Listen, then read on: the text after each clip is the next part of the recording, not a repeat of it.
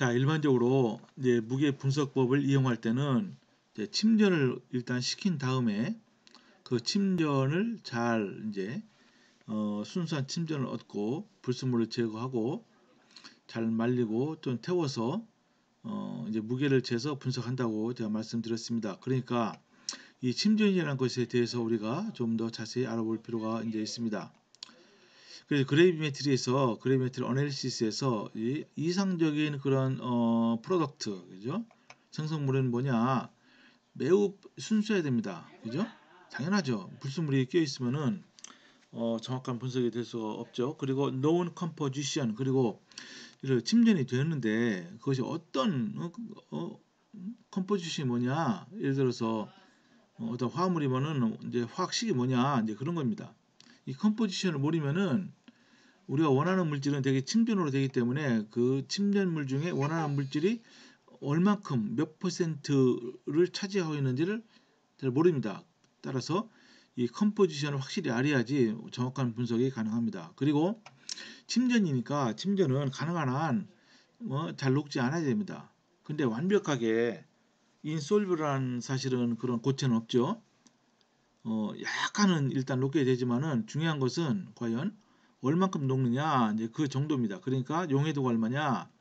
여러분 저 1학기 때 1학년 그죠 1학기 때 KSP라는 이제 개념을 배웠을 거예요. Solubility Product, 그죠? 그러니까 솔트는 물에 잘 녹는 게 있고 물에 잘 안 녹는 게 있어요. 그리고 소금, NaCl 같은 솔트는 물에 너무너무 잘 녹죠.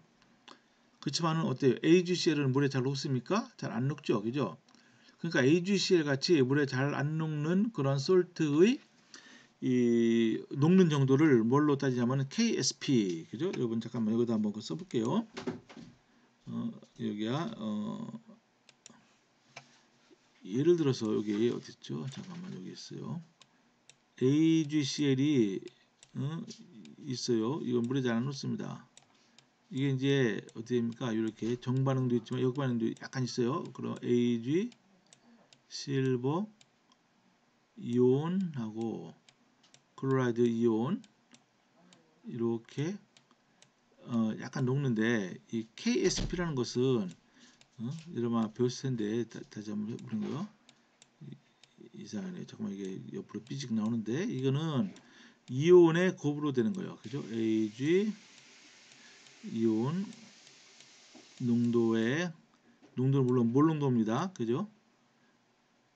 Cl 이온의 곱이다. 근데 이 이온은 얼마냐면요. AgCl 같은 경우는 이게 1.8 곱하기 10의 마이너스 10승이에요. 그러니까 굉장히 작죠. 그러니까 이제 실제로 거의 녹지 않는다. 그렇게 봐도 별 무리가 이제 없는 것이죠. 잠깐만요. 이거 갖다가 다시 원상 복귀를 하겠습니다. 자, 그래서 인솔리블이라고 되어 있지만 실제로는 스페링리 솔리블, 그러니까 잘 녹지 않으면 돼요. 그리고 easily filterable, 요게 이제 중요합니다. 이거에 대해서 좀 이따가 제가 좀 더 설명을 드리겠는데 침전을 이뤘어요. 근데 침전된 입자가 너무너무 작습니다. 그죠? 작아서 필터 페이퍼를 통과하면 안 되겠죠. 그죠? 그러니까 이 침전된 입자의 사이즈가 콜로이드 입자의 사이즈보다는 좀 커야 돼요. 콜로이드는 뭡니까, 여러분요? 콜로이드 범위가 있는데 그것은 오로지 입자의 사이즈로 크기만 가지고 분류하는 거예요. 성질 같은 건 아무 필요 없어요. 그냥 즉 입자가 1에서 500 나노미터 되는 입자가 있으면 이거는 무조건 다 그냥 콜로이드입니다. 콜로이드. 콜로이드가 이제 어디에 이제 분산되어 있죠. 그러고 콜로이달 서스펜션이라고 하는데 어쨌든 콜로이드 입자 크기는 이 정도 영역이 되고 만약에 침전된 그 침전물이 입자가 이 영역에 속하면은 이것은 잘 안 걸러져요. 아무리 우리가 고온 필터 물론 이제 굉장히 이제 아주 기공이 극도로 미세한 그런 필터 페이퍼가 있긴 있습니다. 근데 그것은 필터를 하려면요 외부에서 압력을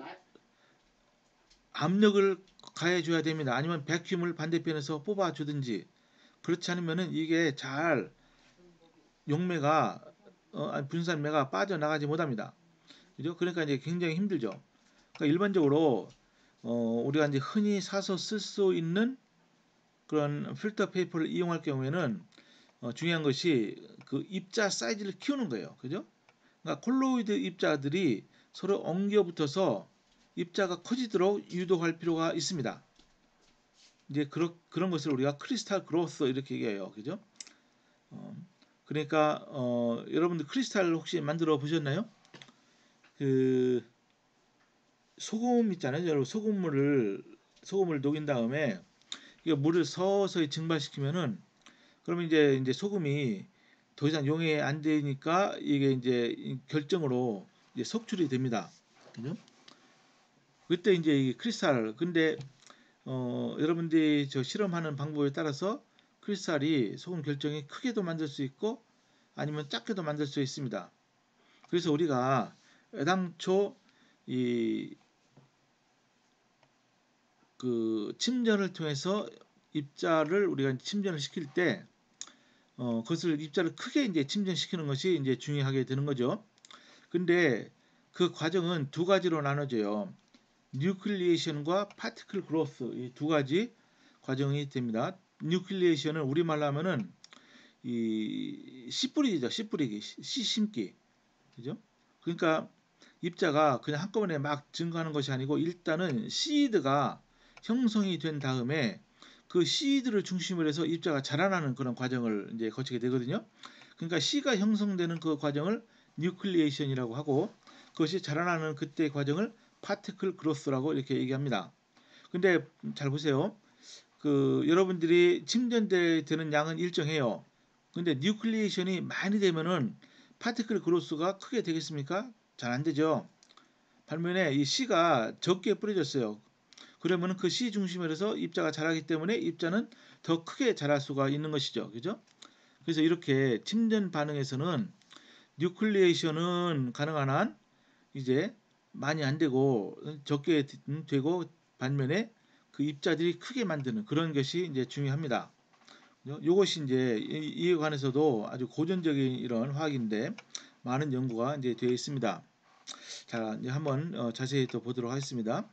근데 용액이 이제 우리가 일반적으로 포화 이제 계속 어떤 우리 용지를 녹이면은 이게 녹다가 포화 상태를 벗어나면은 이제 더 이상 안 녹겠죠.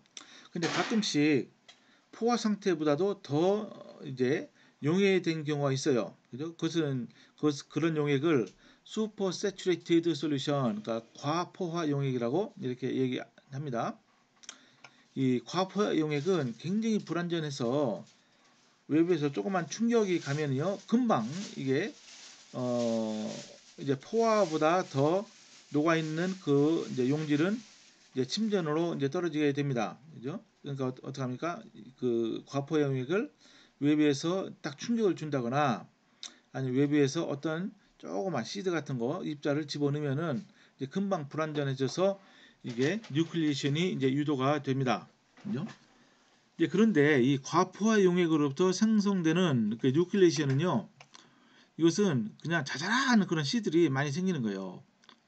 이제 그러면은 어떻죠? 이런 경우는 별로 우리가 침전 반응에서는 이제 좋지 않다고 그랬습니다.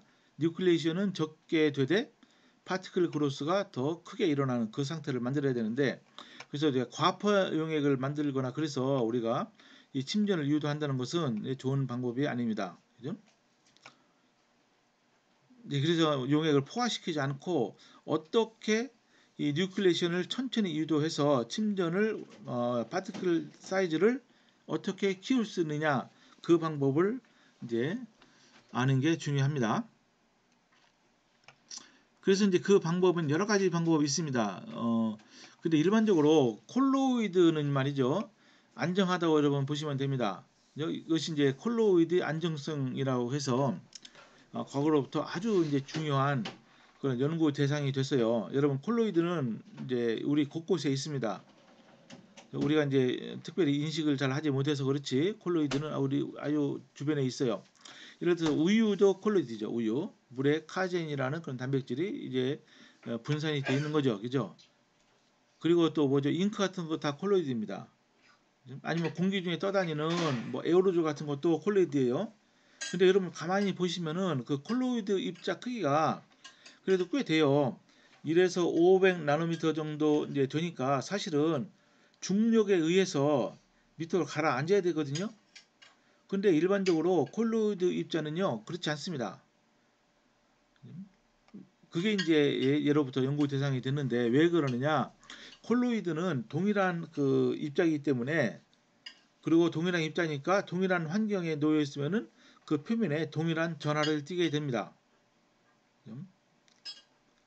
그러니까 동일한 전하, 예를 들어서 플러스 전하를 띠거나 마이너스 전하를 띠게 되는 거죠. 그러니까 어때요?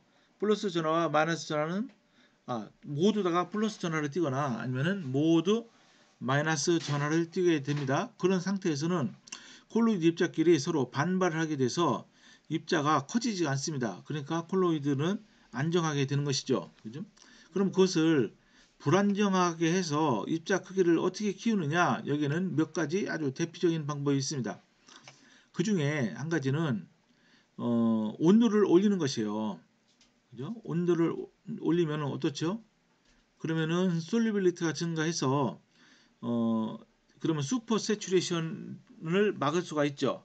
그러니까 이러한 상태에서는 뉴클리에이션은 적게 되고 입자 크기가 점점 커진다. 이제 그걸 알 수가 있습니다. 또는 외부에서 어떠한 이 침전제를 조금씩 아주 천천히 섞는 것입니다. 반면에 그 용액을 아주 격렬하게 막 이렇게 흔들어 주면서 조금씩 첨가하는 거예요.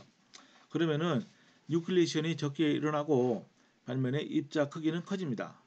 그죠? 또 하나는 이 슈퍼 세츄레이션을 막기 위해서 여기다 용액을 좀 더 부으면 되는 거죠. 그러면 농도가 낮아지니까 이런 방법을 통해서 우리가 뉴클리에이션을 상대적으로 억제하고 파티클 그로스를 우리가 증가시킬 수가 있습니다. 자, 그 예가 여기 이제 나오는데요. 여기 이제 제목이 호모지니어스 프레시피테이션이라고 있습니다. 이건 뭡니까? 균일, 호모지니어스 하면 균일이죠. 균일한 침전이다. 이게 뭡니까?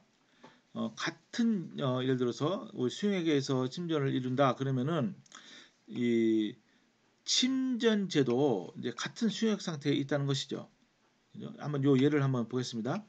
우리가 이제 목적이 여기 철 3가 이온이 용액 중에 있다고 한번 가정해 보면은 이 철 3가 이온을 이제 이걸 침전시키고자 합니다.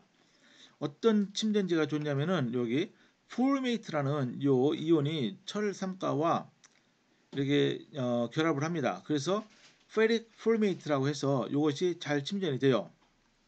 근데 이 폴메이트를 형성하기 위해서 어떻습니까, 여러분? 외부에서 그냥 뭐 소듐 폴메이트나 포타슘 폴메이트 그런 물질이 흔하거든요.